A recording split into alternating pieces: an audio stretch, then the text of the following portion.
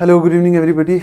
So once again, I welcome all of you in today's current affairs. Okay. So yesterday, on account of Christmas, we had a holiday. That's why I will be discussing the current affairs of 2 days today. Okay. It is 25th of December and 26th of December. Because some articles I found yesterday, they were also very good. And some articles today very good in the Hindu newspaper. ठीक है. ये वाले articles हैं जो the Hindu newspaper में पिछले 2 दिन में आए हैं, कल और आज में. ठीक है. राजस्थान में reintroduce education criteria for 2026 panchayat and local body polls. ये आज का आर्टिकल है.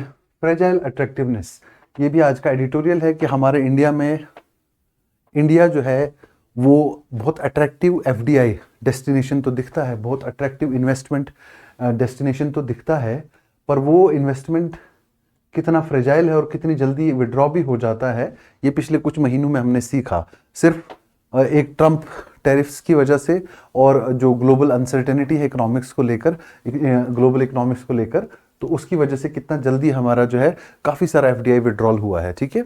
तो उसकी वजह से ये बताया गया है इसमें कि इंडिया की पूरी कोशिशें जो है वो इन्वेस्टमेंट लाने के लिए हैं. इन्वेस्टमेंट कैसे इंडिया में आ जाए, लेकिन यूनाइटेड स्टेट्स के एक स्टेप ने वो कोशिशें कैसे जो है वो उन कोशिशों को कैसे जो है जियोपार्डी में डाल दिया, कॉम्प्रोमाइज में डाल दिया. ठीक है. उसके बाद ग्रीन वॉशिंग, ये कल का आर्टिकल है, कल का एडिटोरियल है रिगार्डिंग अरावली माउंटेन रेंजेस. पहले ही मैंने आपको बताया, very fragile ecosystem, very important for particularly maintaining air quality and environmental sustainability in the regions of Delhi, Punjab, Haryana, Rajasthan, etc. उसी से रिगार्डिंग है ये कि कितना ज़रूरी है कि गवर्नमेंट को अभी डिस्ट्रस्ट है वहाँ पे, लेकिन सुप्रीम कोर्ट का इंटरवेंशन कंटिन्यूसली है इसमें कि सुप्रीम कोर्ट क्या गाइडलाइंस दे रहा है कि आपको कैसे इसमें माइनिंग एक्टिविटी को रेगुलेट करना है. ठीक है. A year of dissipating promises of Indian foreign policy, इसमें very good article. Madam Suhasini Haider has tried to give a brief sketch of foreign policy ups and downs into year 2025. Expectation ये था कि 2024 में election के बाद जब NDA power में आई, NDA 3.0, ठीक है, तो इसमें ये एक्सपेक्टेशन था कि यूएस के साथ, रशिया के साथ ग्लोबल ट्रेड में हम काफ़ी अच्छा करेंगे, काफ़ी अच्छे वर्ल्ड रिलेशंस होंगे, हमारे इंटरनेशनल रिलेशंस काफ़ी अच्छे बढ़ेंगे, डिप्लोमेसी जो है वो एक अच्छा पॉजिटिव नोट लेकर आएगी. लेकिन थोड़ा सा इसमें कई सारी जगह पे इश्यूज आ गए. वो क्या क्या इश्यूज हैं, ये बहुत अच्छा आर्टिकल है in terms of foreign policy. ठीक है. Food safety and standards authority, ये आज का आर्टिकल है कि आप हर चीज़ में हर्बल चीज़ें डाल के टी घोषित कर रहे हो, टी के नाम पे कई सारे वो प्रोडक्ट्स बेच रहे हो जो टी प्लांट से बनते ही नहीं है. ठीक है. तो सुप्रीम कोर्ट ने, फूड सेफ्टी स्टैंडर्ड्स अथॉरिटी ने वार्न किया कई सारे मैन्युफैक्चरर्स को कि आप टी वर्ड यूज मत करो अनलेस ये पर्टिकुलर टी प्रोड्यूसिंग हर्ब से ही निकला है. ठीक है. Manufacturing sector has lagged in India, क्यों? ये बहुत इंपॉर्टेंट इकोनॉमिक्स का आर्टिकल है कल के न्यूज़पेपर में. ठीक है. न्यू लेबर कोड्स कल के न्यूज़पेपर का आर्टिकल है कि कैसे इसने इनफॉर्मल सेक्टर के वर्कर्स को थ्रेटन कर दिया. ठीक है, या उनको कैसे वल्नरेबल कर दिया. Deliberate unmaking of India's right to work, Zoya Hasan, very great intellectual of the country. अच्छा आर्टिकल है कि राइट टू वर्क को कैसे इसको अनमेक कर दिया गया, कैसे इसकी ग्रेजुअल जो है अनमेकिंग की गई. ठीक है. Criticism of VBG Ramji mostly. Okay. Recurring avian flu outbreak threatens Kerala duck farming. Kerala में जो डक फार्मिंग होती है उसमें कंसिस्टेंटली एवियन फ्लू, जिसे बर्ड फ्लू भी आप बोलते हैं, ठीक है, उसकी वजह से प्रॉब्लम हो रही है. तो थोड़ा सा डिजीज के बारे में, बर्ड फ्लू के बारे में, किस वजह से होती है, क्या होता है, ये सारी चीजें डिस्कस करेंगे. ठीक हो गया. चलो लेट अस स्टार्ट. पहला आर्टिकल है राजस्थान में री introduce educational criteria for 2026 panchayat elections. First of all, local bodies में जो रिप्रेजेंटेटिव्स होते हैं, आपको पता है लोकल बॉडीज में हम 3 टायर सिस्टम फॉलो करते हैं. 73rd और 74th कॉन्स्टिट्यूशनल अमेंडमेंट ने इसको कॉन्स्टिट्यूशनल स्टेटस दिया 1992 में, वो भी आपको पता होगा. 3 टायर सिस्टम में village level, then block level और देन डिस्ट्रिक्ट लेवल, जिला परिषद. इसमें राजस्थान गवर्नमेंट ने ऑलरेडी एक लॉ पास किया था कि एजुकेशनल क्वालिफिकेशन रखी गई थी पहले. ठीक है. पंचायती राज इंस्टीट्यूशंस में, लेकिन वो जब कांग्रेस पावर में आई 2015 में, उसको हटा दिया गया, जो एजुकेशनल क्वालिफिकेशन रखी गई थी लोकल बॉडी रिप्रेजेंटेटिव्स के लिए. ठीक है. तो प्रीवियस गवर्नमेंट ने जो 2015 में इंट्रोड्यूस की थी उसको 2019 में गवर्नमेंट ने क्या कर दिया, उसको हटा दिया था। ठीक है, अब ये इंट्रोडक्शन इसीलिए लिखा है राजस्थान में री इंट्रोड्यूस का मतलब earlier it was introduced in 2015, introduced 2019 में इट वाज अगेन एबॉलिश्ड कि एजुकेशनल क्राइटेरिया जो है वो जरूरी नहीं है लोकल बॉडी पोल्स के लिए। ठीक है, अब ये कांग्रेस गवर्नमेंट ने कब ये खत्म किया, 2019 में यहाँ पे मेंशन किया, लेकिन 2026 में जो इलेक्शंस होंगे अभी गवर्नमेंट जो है कंसिस्टेंटली प्रेस कर रही है कि हम इसमें फिर से इंट्रोडक्शन करेंगे एजुकेशनल क्वालिफिकेशन का। ठीक है, अब ये कंपलसरी एजुकेशन की जरूरत क्यों है, इसके लिए हमको राजस्थान का जो लोकल बॉडीज एक्ट है उसमें अमेंडमेंट करना पड़ेगा। और अमेंडमेंट में हम करना क्या चाहते हैं, कौन सा एक्ट है, Rajasthan Panchayati Raj act of 1994, Rajasthan Panchayati Raj act of 1994 and Rajasthan municipalities act of 2009, Rajasthan municipalities act of 2009, इन दोनों में हमको अमेंडमेंट करना पड़ेगा। अच्छा, क्वालिफिकेशन जो है वो पहले 2015 का केस, क्योंकि 2026 का अभी लॉ बना नहीं। ठीक है, 2015 का जो क्वालिफिकेशन लॉ था उसमें क्या रखा था कि सरपंच की पोस्ट के लिए the qualification was 8th, minimum qualification was 8th standard sarpanch की। ठीक है, और अगर कोई ऐसा एरिया जहां पे ट्राइबल सब प्लान इंप्लीमेंट होता है, ठीक है, वहां के लिए रिलैक्सेशन था, रिलैक्सेशन फॉर ट्राइबल सब plan areas, relaxation for tribal सब प्लान एरियाज, उसके लिए क्या क्वालिफिकेशन थी, only 5th instead of 8th for the post of sarpanch. ठीक है, जिला परिषद के लिए 10th, पंचायत समिति एंड जिला परिषद, पंचायत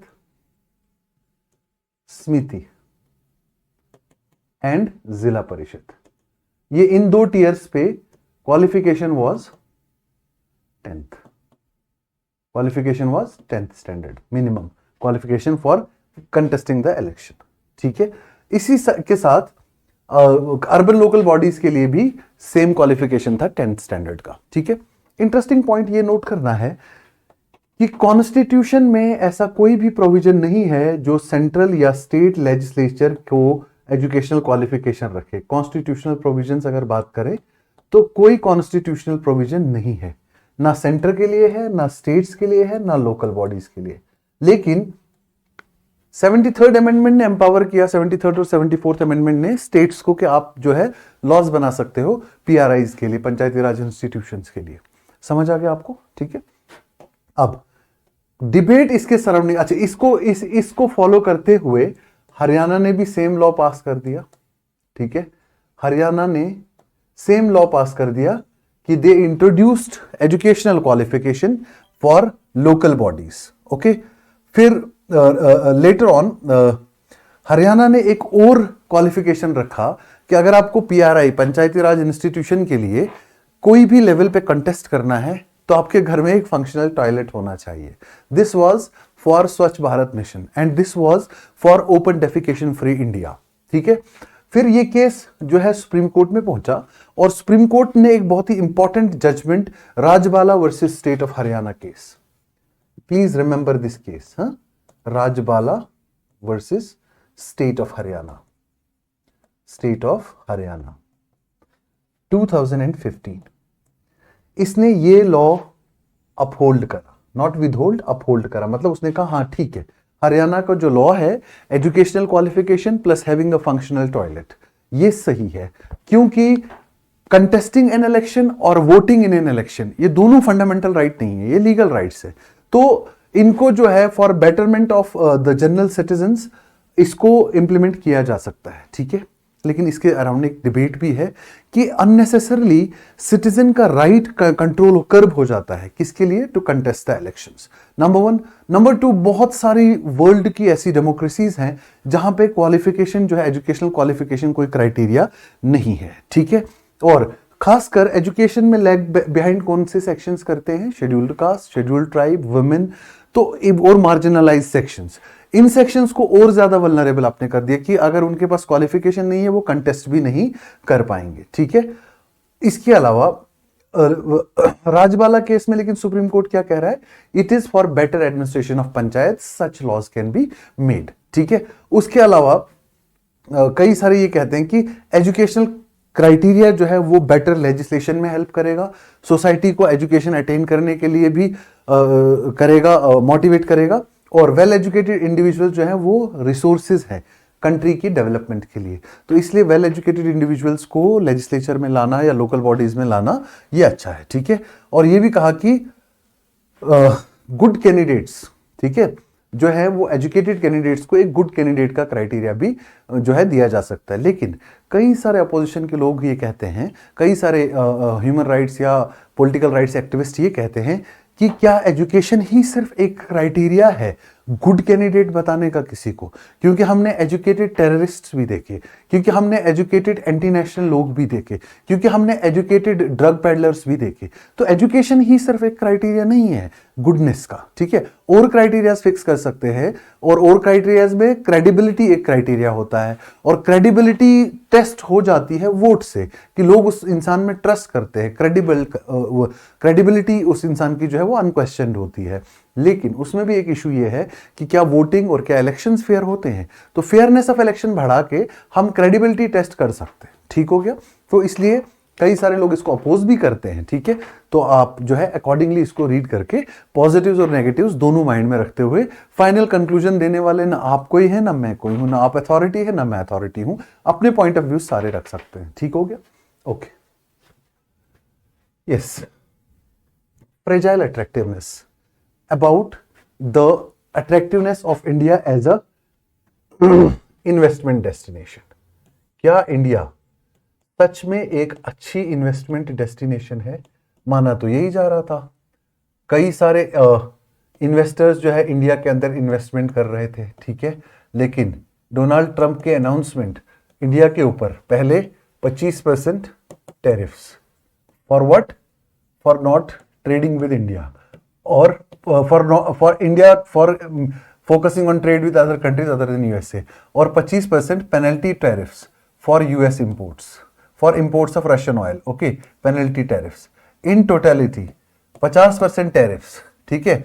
और जब ये टैरिफ्स आ गए, इतने सारे टैरिफ्स आ गए, टैरिफ्स की वजह से क्या हो गया? बहुत ज्यादा अनसर्टेनिटी हो गया, अनसर्टेनिटी हो गया, और उन अनसर्टेनिटीज की वजह से काफी ज्यादा फॉरेन पोर्टफोलियो इन्वेस्टमेंट आउटफ्लो हो गया। बहुत सारे लोगों ने अपना पोर्टफोलियो इन्वेस्टमेंट हमारी कंट्री से विड्रॉ कर दिया। समझ में आ गया आपको, ठीक है। ये एंड ऑफ जुलाई में जब इन्होंने ये रिवील किया था, उसी टाइम से इन्वेस्टमेंट हमारी कंट्री से निकलना शुरू हो गया, ठीक है। अब इंडिया का एफडीआई, अगर इंडिया का फॉरेन डायरेक्ट इन्वेस्टमेंट देखोगे तो ये कंफर्टेबल था। कब तक? अगस्त से पहले, अगस्त 2025-26 से पहले कंफर्टेबल था। अप्रैल से जुलाई पीरियड में अगर आप देखोगे तो एफडीआई काफी ज्यादा आया था, अराउंड $10.7 बिलियन एफडीआई जो है वो हमारी कंट्री में जो है, it was basically the total FDI in the country. ये मोर देन 3 टाइम्स था 2024। This is the data of April to July 2025, और ये कम से कम 3 टाइम्स था, 3 times of April to July 2024, means year on year basis पे 3 times growth हो चुका था एफडीआई के अंदर, ठीक है। लेकिन अगस्त 2025 के बाद कंसिस्टेंटली पहले तो 622 मिलियन इन्वेस्टर्स ने इन्वेस्टमेंट विड्रॉ किया, फिर 1.7 बिलियन सितंबर में, और फिर 1.5 बिलियन अक्टूबर में, ठीक है। और अब एफडीआई पोजीशन जो है, net FDI position by the end of 2025-26 of October had fallen to $6.2 billion. आज की डेट में अब नेट एफडीआई कितना है हमारे पास? $6.2 बिलियन। ये हम बात कर रहे हैं किसकी? अक्टूबर 2025 की। हालांकि ये अभी भी बेटर है एज कंपेयर टू 24, लेकिन जो फास्ट आउटवर्ड मूवमेंट है एफडीआई आउटफ्लोज का या फॉरेन पोर्टफोलियो इन्वेस्टमेंट्स का, ये बहुत ही ज्यादा जो है अलार्मिंग है।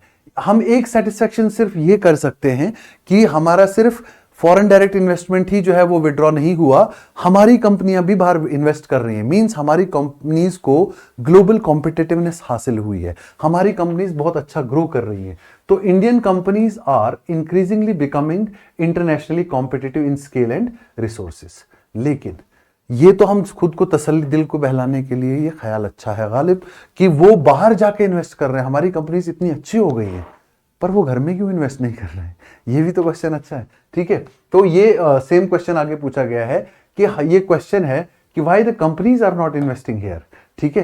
कंपनीज इसलिए इन्वेस्ट नहीं कर रही क्योंकि हमारे पास और ज्यादा डीपर इश्यूज है हमारी कंट्री में, ठीक है। इसलिए क्योंकि हमारी कंट्री में गवर्नमेंट ने काफी सारे स्टेप्स लिए, जिसकी वजह से गवर्नमेंट ने जो स्टेप्स लिए 2019 के ऑनवर्ड्स, उसकी वजह से तो होना ये चाहिए था कि हमारी कंपनीज घर में इन्वेस्ट करे। जैसे अगर आप देखोगे, कंपनीज को सबसे पहले जो टैक्स देना पड़ता है that is called as corporate tax, ठीक है। तो सबसे पहले गवर्नमेंट ने कॉर्पोरेट टैक्स को क्या कर दिया, कम कर दिया, ठीक है। फिर प्रोडक्शन के लिए गवर्नमेंट ने 2021-22 के बजट में production linked incentive scheme launch की, किसी टू इंसेंटिवाइज प्रोडक्शन, इसको अलग अलग सेक्टर्स में जाके एक्सपेंड कर दिया, ठीक है। उसके बाद गुड्स एंड सर्विसेज टैक्सेस में रिफॉर्म कर दिया, ठीक है। जीएसटी स्ट्रीमलाइन कर दिया, ठीक है। इनकम टैक्स कट्स, ताकि लोग जो है डिमांड जो है वो कंसिस्टेंटली अप रहे, ठीक है। लेकिन इसके बावजूद भी गवर्नमेंट ने प्राइवेट सेक्टर को बहुत ज्यादा एनकरेज करने की कोशिश की। इसके बावजूद भी हमारा जो है इस समय फॉरेन पोर्टफोलियो आउटफ्लो ज्यादा है, एफडीआई आउटफ्लो ज्यादा है। इसलिए हमें जरूरत क्या है, ज्यादातर स्ट्रक्चरल रिफॉर्म्स की जरूरत है। हालांकि ये वाले भी माने जाते थे, these were also consider as great structural reforms in the economy, लेकिन ओवर डिपेंडेंस एक इकोनॉमी के ऊपर हमारे लिए जो है बहुत ही ज्यादा खतरनाक साबित हो गया। समझ में आ गया आपको, ठीक है। तो अब हम ये तो कहते हैं कि इंडिया फास्टेस्ट ग्रोइंग इकोनॉमी है, इंडिया एक लार्जेस्ट मार्केट है, थर्ड फास्टेस्ट जो है एक्सपेंडिंग मार्केट है, लेकिन इसके बावजूद भी हम इन्वेस्टर्स को ज्यादातर रोक नहीं पाए अब्रॉड जाने से, और हमारा आज भी आउटफ्लो जारी है, ठीक है। इसलिए हमको क्या चाहिए, हमको चाहिए structural reforms, real structural reforms must be the solution, ठीक है। Very good article, very very good article, ठीक है, ओके। ग्रीन वॉशिंग, अरावलीज का मैंने आपको बताया था कि सुप्रीम कोर्ट ने लेटेस्ट डेफिनेशन जो माना कि जो भी 100 मीटर्स की हाइट से ऊपर हिल्स है उनको आप अरावली हिल रेंजेस का पार्ट मानो, ठीक है। Mountains above 100 metres higher range, इनको क्या लोकल रिलीफ से, लोकल रिलीफ मींस लोकल जो टेरेन है उससे जो 100 मीटर की ऊंचाई पे उसको आप हिल मान लो। तो फॉरेस्ट सर्वे ऑफ इंडिया कहता है अगर ये डेफिनेशन लेना है फॉरेस्ट का, इसकी वजह से 90% जो अरावली रेंज है वो एक्सक्लूड हो जाएगी और that will be open to mining, ठीक है। इसलिए नवंबर 20, 2025 सुप्रीम कोर्ट ने क्या कहा कि फ्रेश माइनिंग लीज किसी को नहीं दी जाए जब तक ना एक मैनेजमेंट प्लान बनाया जाए सब सस्टेनेबल माइनिंग के लिए, ठीक है। So what is the need of the hour, that is management plan for sustainable mining. This is Supreme Court guideline. Centre is telling states to follow the Supreme Court guidelines and make a management plan which will promote sustainable mining, ठीक है। क्योंकि सबसे ज्यादा illegal mining, illegal quarrying, deforestation, groundwater depletion, ecological sanctity of the region has been denuded, okay, worsening air quality in Delhi and Haryana. This all says that Aravalli needs protection.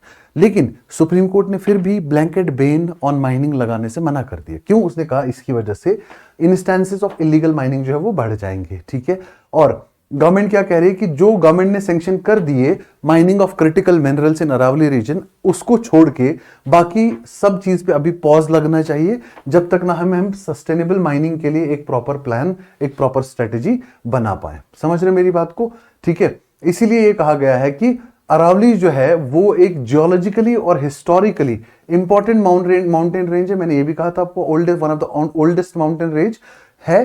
तो इसको ordinarily controversial ना बना के इसके लिए सभी जो है एक रिस्पॉन्सिबल मैकेनिज्म बनाए ट्रांसपेरेंसी के साथ, ठीक है, ताकि उसकी प्रोटेक्शन हो सके, ठीक है। जैसे सेंटर ने अरावली ग्रीन वॉल प्रोजेक्ट जो है वो उसको काफी ज्यादा पुश किया जा रहा है, अरावली ग्रीन वॉल प्रोजेक्ट, जिसमें कुछ एरिया जो है अरावली के जहां डिफॉरेस्टेशन वगैरह सब जो है अभी क्लोज किया गया, ठीक है। Aravalli green wall project, centre is consistently pushing for this project. समझ में आ गया आपको? So this is about green washing of Aravalli ranges. ठीक है, expect a question here in mains examination. A year of dissipating performance for India's foreign policy. India की foreign policy के लिए ये बड़ा एक टर्बुलेंट ईयर रहा है। ठीक है, टर्बुलेंट ईयर क्यों रहा है? ठीक है, क्योंकि ट्रंप 2.0 जो है हमारे लिए एक बहुत बड़ा हेडेक बन गया। ठीक है, इसने कई फ्रंट्स पे हमें जो है वो हार्म किया। ठीक है, सबसे पहले हमें इसने ट्रेड फ्रंट्स पे हार्म किया बिकॉज ऑफ टेरिफ्स। ठीक है, ट्रेड टेरिफ्स। ठीक है, फिर इसने हमको डिप्लोमेटिकली हार्म किया बाय क्लेमिंग कि वो हमारे रिलेशंस वॉर एंड पीस के देख रहा है, या वो हमारे वॉर एंड पीस के रिलेशंस में इंटरवीन कर रहा है। ठीक है, उसके बाद जियोपॉलिटिकल डिवाइड हमारा चाइना के साथ भी, ये तो अमेरिका का हो गया।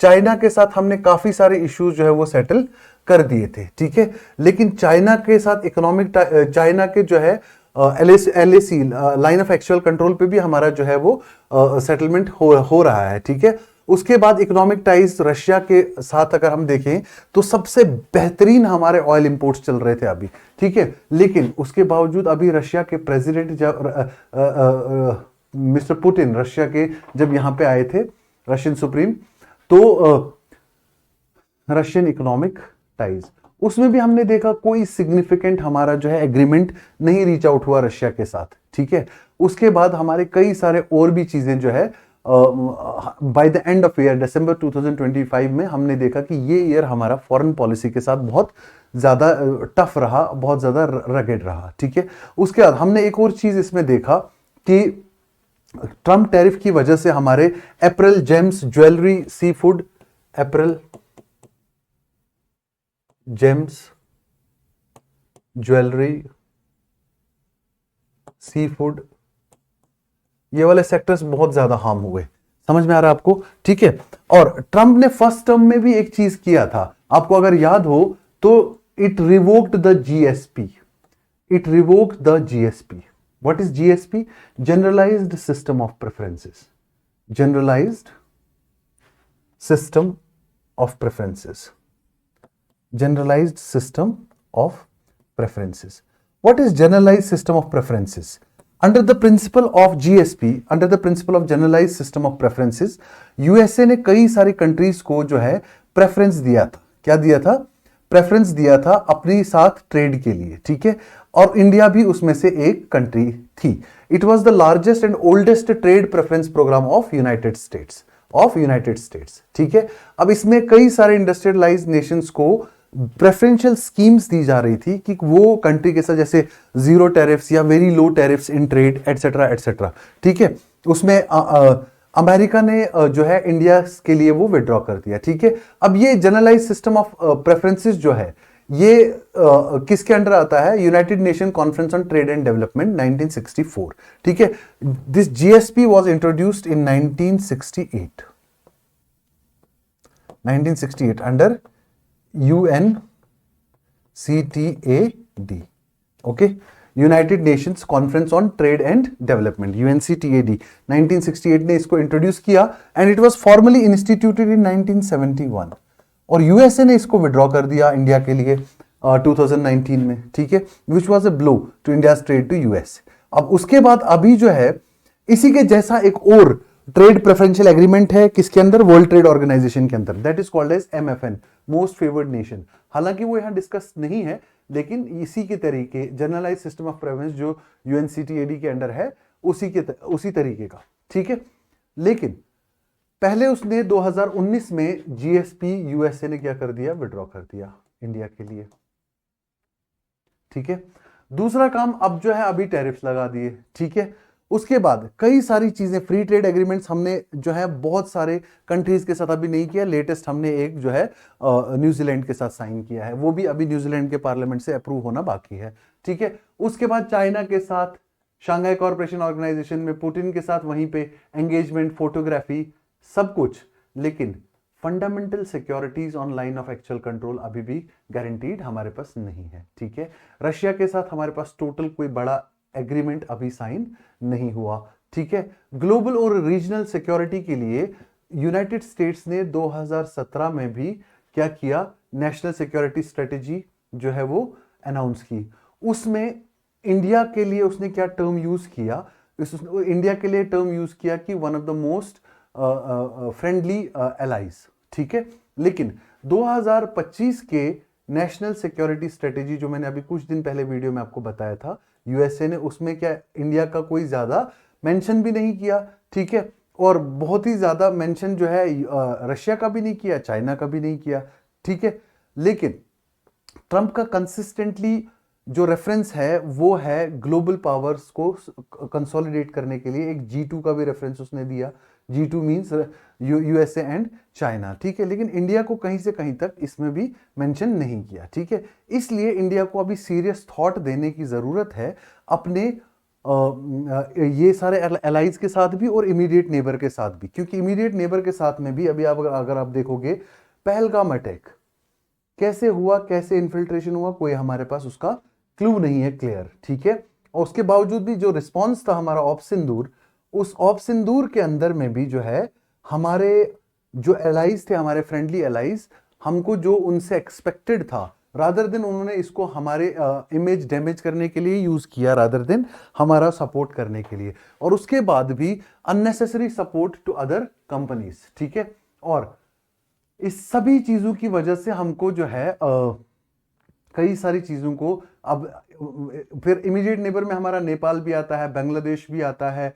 इन सभी चीजों में अगर इन सभी कंट्रीज में अगर हम देखें, यहां भी Gen Z movement in Nepal, now in Bangladesh also, and we are not able to engage constructively with these countries. लेकिन हमारे पास 2026 के लिए एक अपॉर्चुनिटी ये है कि both the countries are going for elections now, we can engage constructively, we can have a dialogue, okay. Then USA के साथ एक बायलैटरल ट्रेड एग्रीमेंट जो है अभी काफी देर से एंटिसिपेटेड है, लेकिन अभी तक it has not been reached, तो that can be also harnessed as an opportunity, ठीक है। 2023 में जब हमने G20 का प्रेसिडेंटशिप किया, उस टाइम पे we claimed that India is going to be transformed from विश्व गुरु to विश्व मित्रा, ठीक है। लेकिन हमारे फॉरेन पॉलिसी एक्सपर्ट्स क्या कहते हैं कि हम विश्व गुरु से विश्व मित्रा तो नहीं बन पाए, लेकिन हम विश्व विक्टिम बन पा रहे हैं। हम विश्व विक्टिम इसलिए बनते जा रहे हैं क्योंकि हम अमेरिका की सैंक्शंस को, चाइना की या पाकिस्तान की जो टेररिस्ट इन्फिल्ट्रेशन है, इन सब चीजों को ब्लेम कर रहे हैं, ठीक है। ये फॉरेन पॉलिसी एक्सपर्ट्स का कहना है। लेकिन ओवरऑल भी अगर देखा जाए तो हमारा इकोनॉमिक जो सिनेरियो है वो भी ये कहता है कि हमको सीरियस ट्रेड रिवाइटलाइजेशन की जरूरत है with rest of the world, and our country is very well, our leadership is very well aware of this fact, that's why they are constructively engaging with Central Asia, constructive engaging with Oceania countries, Australia, New Zealand, etcetera etcetera. So consistent engagement तो दिख रहा है, लेकिन उससे दो चीजें होंगी, एक तो हमारा over Reliance and over dependence on one country जो है वो खत्म हो जाएगा, और दूसरा अगर उस दो यूएसए के साथ ही हम एक अच्छा ट्रेड डील साइन कर पाते हैं या स्ट्राइक कर पाते हैं, तो उससे हमें जो बेनिफिट ये होगा कि हमारा जो है अभी थोड़ा सा ये फॉरेक्स या फॉरेन पोर्टफोलियो आउटफ्लोज भी स्टॉप हो जाएगा, और थोड़ा सा इकोनॉमिक स्टेबिलिटी कंट्री में आ जाएगी। जो फ्रेजिलिटी है हमारे इकोनॉमिक सिस्टम में अभी वो खत्म हो जाएगी, ठीक हो गया, okay. Next is deliberate making of India's right to work. This article has been written by Zoya Hassan, who is a professor in Center for Political Studies in JNU. One of good articles, ठीक है। बस main जो points highlight किए हैं कि नरेगा जो था वो एक डिमांड ड्रिवन चीज थी। डिमांड ड्रिवन स्कीम को आपने सप्लाई ड्रिवन में कन्वर्ट कर दिया। मैं बहुत डिस्कशन कर चुका हूं इस पे। इसमें कुछ पॉइंट्स है जो मुझे अच्छे लगे, ठीक है। वो ये अच्छे लगे कि उसने कहा कि ये जो नाम चेंज है, नेम चेंज है, ये एक डेलिब्रेट आइडियोलॉजिकल कैप्चर है। लेकिन इसका भी जवाब मैं पिछले वीडियो में दे चुका हूं। Is it a deliberate ideological capture?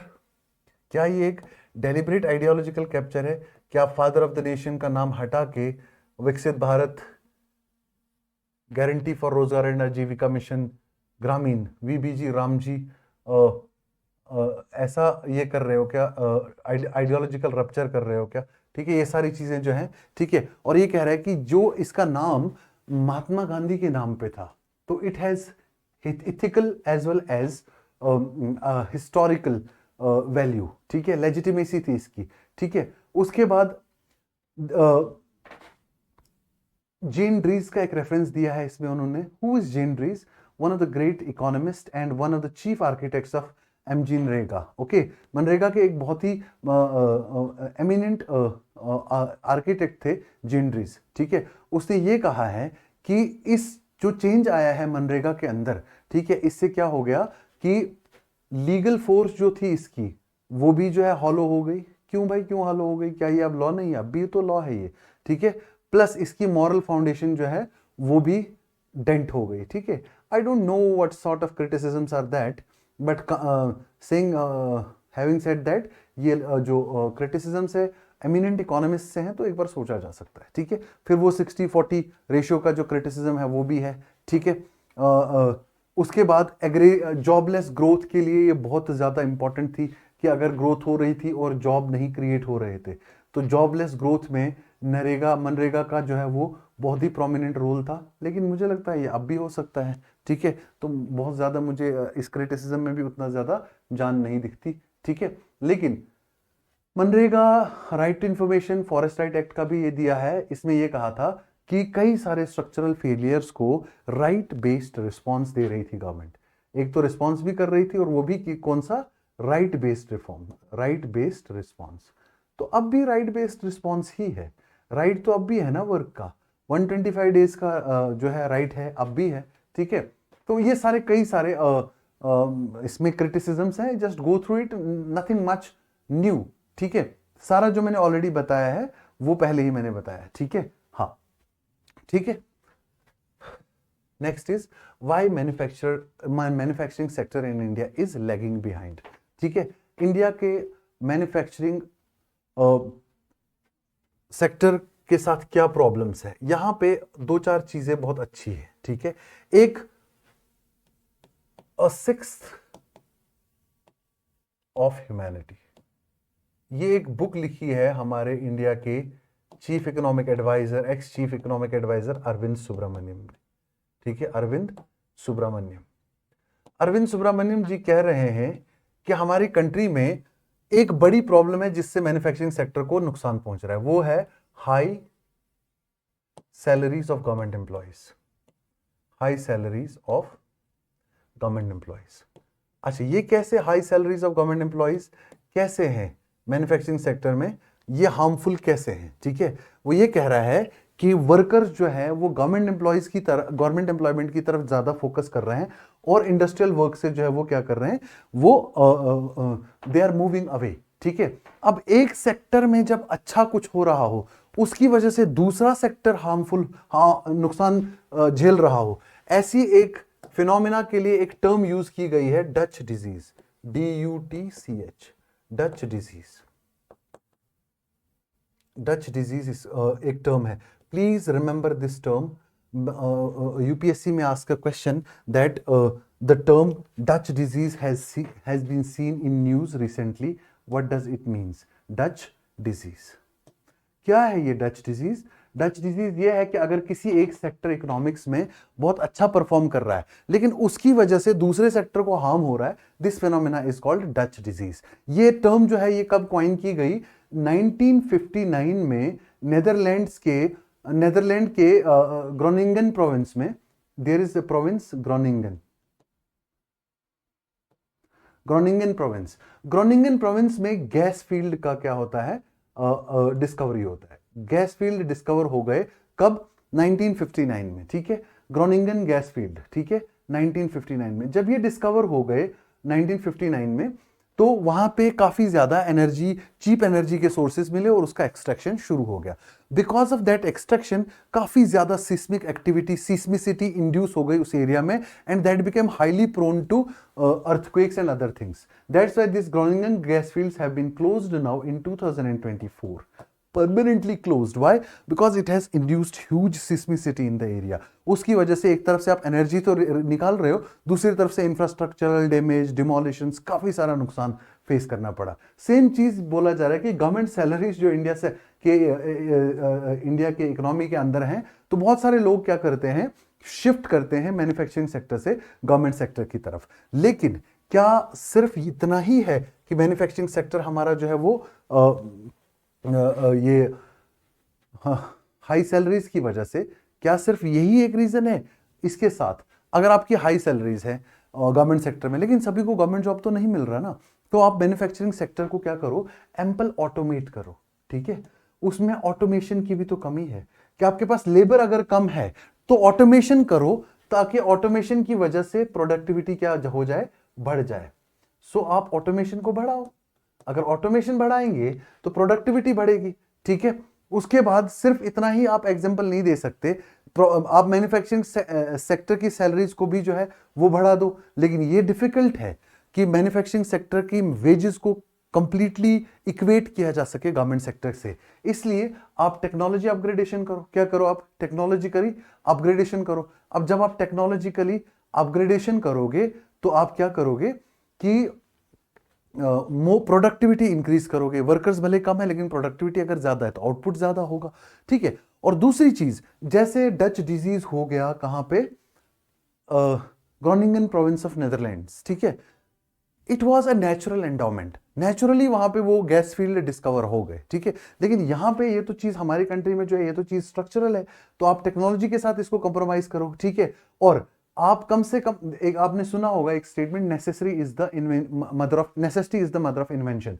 तो हमारी कंट्री में इंड्यूस्ड इनोवेशन, इनोवेशन को इतना ज्यादा कंपलसरी कर दिया हो सिस्टम ने, हालातों ने, कंडीशंस ने, आप तब भी इनोवेशन की तरफ नहीं बढ़ रहे, तो go for this innovation in manufacturing sector also, ठीक है। अगर आपको एग्जाम्पल देखना है इनोवेशन का, तो आपके सामने स्विगी, जोमेटो, ब्लिंकिट, ओला, ये भी प्लेटफॉर्म्स हैं, ये भी सर्विस प्रोवाइडर्स हैं, ठीक है। अब इनके पास एबंडेंट लेबर क्यों है, क्योंकि इन्होंने अपने लेबर सिस्टम को, labour hiring and firing policy को बहुत ही ज्यादा फ्लेक्सिबल रखा है। समझ रहे हो मेरी बात को, ठीक है। तो बेटर क्या है कि हालांकि मैन्युफैक्चरिंग सेक्टर में बहुत ही ज्यादा स्कोप है, लेकिन अब तभी भी इसमें क्या है, प्रॉपर टेक्नोलॉजी अपग्रेडेशन नहीं है, और इसलिए लेबर अगर ज्यादा नहीं है तो टेक्नोलॉजी अपग्रेडेशन करो, ठीक है। इससे आप क्या करोगे, अपना ग्रोथ प्रोस्पेक्ट्स को इंप्रूव कर पाओगे। हालांकि आपके मैन्युफैक्चरिंग सेक्टर में कई सारे इनइक्वालिटीज हैं, स्टैग्नेशन है, वेजेस हैं, प्रोडक्टिविटी है, ये सारी स्टैग्नेंट हो चुकी हैं, तो इसमें थोड़ा सा स्ट्रक्चरल रिफॉर्म्स की जरूरत है। Dutch disease and the comparison is very important, get the point, okay. New labour codes threaten informal sector workers, ठीक है। मैंने आपको बता दिया था पिछले वीडियोस में कि 2019 में कोड ऑन वेजेस, और 2020 में 3 और codes, code on social security, code on industrial relations and code on occupational safety, health and working conditions. ये 4 कोड्स, इनको चारों को कहा गया लेबर कोड्स। ये जब इंट्रोड्यूस किए गए थे 2019-20 में, 2024 में नहीं, 2025 में ये कोड्स अब नोटिफाई हो गए हैं, और स्टेट्स को बता दिया गया कि आप लॉज बनाओ इनकी इंप्लीमेंटेशन के लिए, ठीक है। अब ये जब लॉज बना रहे हैं तो यूनियन गवर्नमेंट ने क्या किया, अटेम्प्ट किया कि जितने भी लेबर कोड से रिलेटेड लॉज हैं उनको एक जगह पे कंसोलिडेट कर लिया जाए। लेकिन building and other construction workers act of 1996, ये बिल्डिंग और अदर कंस्ट्रक्शन वर्कर्स को प्रोटेक्ट करता था कई सारी चीजों के लिए, खास करके कंस्ट्रक्शन साइट्स पे वर्कर सेफ्टी के रिलेटेड ये रूल्स थे। इसमें 180 इलैबोरेट प्रोविजंस थे, ठीक है। अब जो है आपने बहुत कम कर दिए। ऑक्यूपेशनल सेफ्टी का डेफिनेशन क्लियर नहीं है, डेंजरस वर्क्स का डेफिनेशन क्लियर नहीं है, हैजर्डस वर्क्स का डेफिनेशन क्लियर नहीं है, ठीक है। उसके बाद जो इंस्पेक्शन आप करते थे, physical inspection of work place, फिर वहां पे कमियां निकालते थे, अब आपने वेब बेस्ड इंस्पेक्शन शुरू कर दिया। और web based inspections of work place, international labour organization का सेक्शन 81 ये कहता है कि वर्क प्लेस का इंस्पेक्शन फिजिकल हो और अच्छे स्टैंडर्ड्स में हो। आपने वेब बेस्ड इंस्पेक्शन कर दिया, which is in contravention with international labour organization section 81, ठीक है। और कई सारे अनऑर्गेनाइज सेक्टर में वर्कर जब काम करते तो लॉन्ग टर्म वर्क के साथ उनकी डिजीज जो है वो कई सारी इमर्ज होती है। जैसे एग्जांपल दिया गया है इसमें सिलिकोसिस, कंस्ट्रक्शन सेक्टर वाले वर्कर्स के लिए सिलिकोसिस लंग्स का डिजीज है, ठीक है। एग्रीकल्चरल वर्क्स में कैंसर पेस्टिसाइड यूज की वजह से, सॉल्ट वर्कर्स के लिए chronic I and skin and kidney problems, ठीक है। इसके लिए आपने occupational safety health and working conditions में कोड में कोई भी ज्यादा प्रोविजंस नहीं रखे, जबकि इंटरनेशनल लेबर ऑर्गेनाइजेशन का convention 161, okay, convention 161 of international labour organization, बहुत ही इंपॉर्टेंट चीजें मेंस के लिए, these are gems for your mains answers, ठीक है।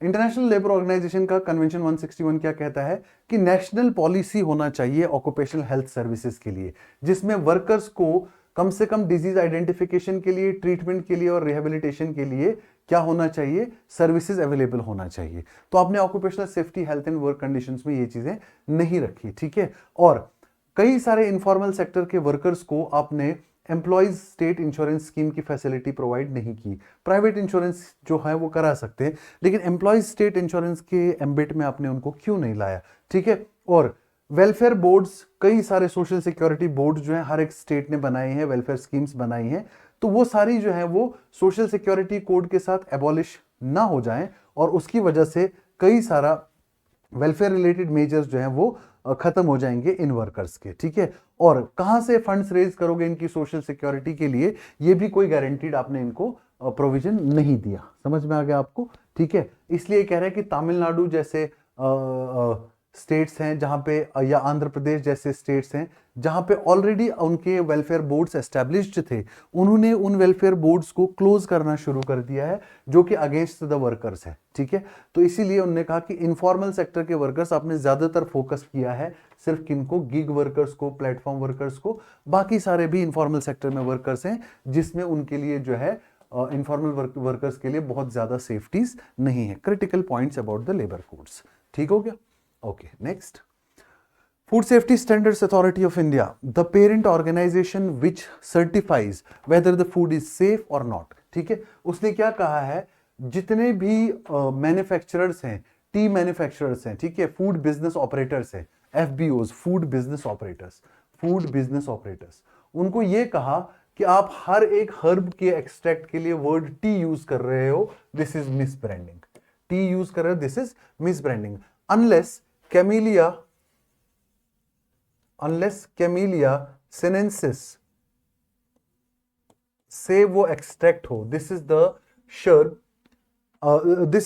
shrub which belongs to flowering plant family Theaceae, okay, sorry, Theaceae, Theaceae, ठीक है, इस फैमिली से बिलोंग करती है कैमेलिया सिनेंसिस shrub, ठीक है। अगर आप इससे एक्सट्रैक्ट करके टी का जो टी के जो लीव्स है, अगर इससे एक्सट्रैक्ट नहीं कर रहे तो आप उसको मिसब्रांड नहीं कर सकते, किसी भी और शर्ब को आप टी नहीं कहला सकते, ठीक है। और टी जो है सिर्फ उन पैकेजेस पे यूज किया जाएगा जिनमें बेवरेज जो है वो कैमेलिया सिनेंसिस से ही क्या हो, कैमेलिया सिनेंसिस से ही आपने एक्सट्रैक्ट किया हो। This is related to branding and misbranding, ठीक है, branding and misbranding of commodities which are consumed by people, branding and misbranding of commodities, ठीक हो गया। उसके बाद यस, कल के न्यूज़पेपर में एक आर्टिकल है कि रिकरिंग एवियन फ्लू हो रहा है, जिसकी वजह से